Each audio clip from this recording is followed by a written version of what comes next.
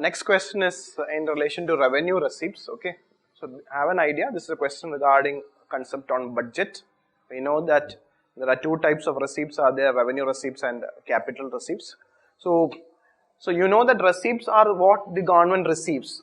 Okay, so in order to understand whether they are a revenue receipt or a capital receipts, what you need to do is that, okay, so basically revenue receipts are those funds.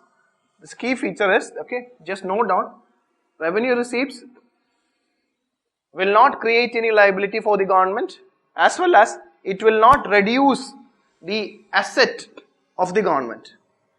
Okay, so without creating, if money is received by the government, and because of once the money received by the government, and this receipts of money is not creating any liability for the government, as well as it is not resulting in reduction of asset for the government, those receipts are basically revenue receipts. Okay, so basically in revenue receipts there are two types of receipts are there: tax revenue and non-tax revenue. If you take the case of tax, okay, there are different types of tax are there. All the taxes are revenue receipts. If you just see that if the government is receiving revenue by taxes, now these taxes is not creating any liability for the government, neither it is creating any loss of assets for the government. So in that way we can say that taxes are revenue receipts. So then there are non-tax revenues are there. Non-tax revenues also part of revenue receipts. For example, interest receipts. The interest receipts, interest means the government might have given loan to the central government, might have given loan to the state government or any PSU, and they will get interest for it. So they are interest receipts will come under revenue receipts. Then dividends and profits.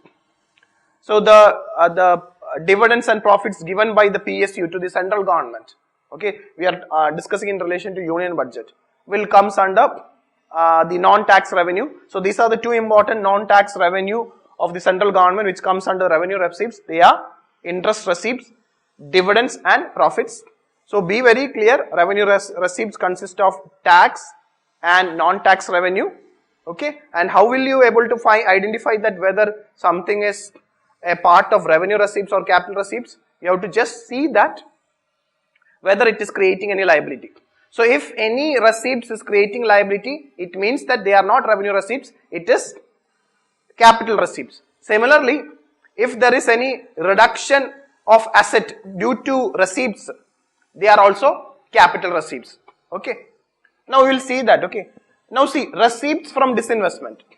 Okay, the government is selling shares of PSUs, and by that is what we call as disinvestment, and the government is getting revenue, receipts from disinvestment. Okay, so in the case of receipts from disinvestment, it is resulting in loss of assets for the government, because government is losing shares of government companies.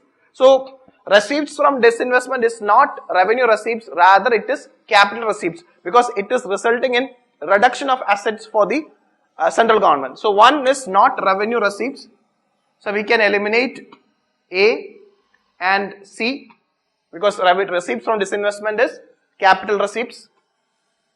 Interest receipts we already said. Now you know the 2 is common, 3 is common, no need to read 2 and 3. And this is the strategy how to adopt when you attempt the prelims questions. Okay, now you should not waste your time and thinking that whether 2 and 3 is correct or not. Okay, already you know that in answer either it will be B or D.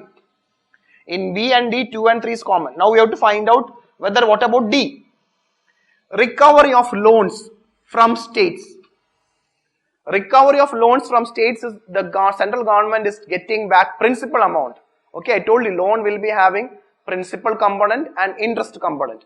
Interest component will go to revenue receipts, but recovery or principal component is recovery of loans from states. It will go to capital receipts only, not to revenue receipts, because recovery of loans from states results in reduction of asset, because loans are assets for the central government.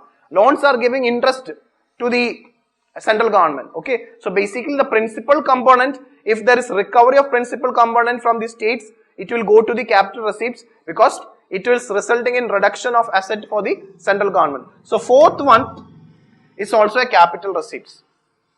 So your answer will come as B, 2 and 3. So always apply elimination method when you see 3 statement and 4 statement questions. So that will help you to make your answer correct. Okay.